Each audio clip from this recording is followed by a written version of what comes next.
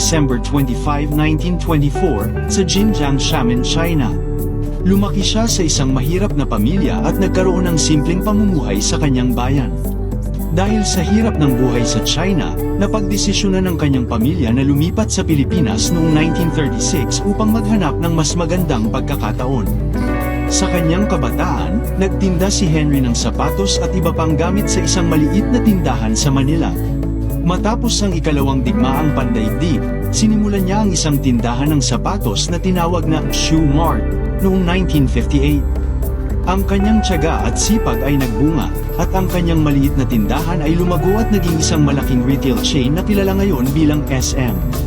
Hindi nagtagal, lumawak ang negosyo ni Henry C. mula sa sapatos patungo sa iba't ibang larangan tulad ng department stores, real estate, banking, at hotels.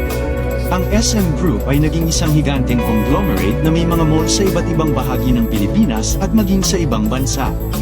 Ang SM Prime Holdings, isa sa kanyang mga pangunahing kumpanya, ay isa sa pinakamalaking property developers sa Southeast Asia. Si Henry C. Sr. ay naging pinakamayamang tao sa Pilipinas ng maraming taon. Ang kanyang tagumpay ay bunga ng kanyang pagsusumikap, diskarte, at malasakit sa kanyang mga empleyado at kliyente. Naging inspirasyon siya sa maraming Pilipino dahil sa kanyang kwento ng tagumpay mula sa kahirapan hanggang sa pagiging isang bilyonaryo. Namatay si Henry C. Sr.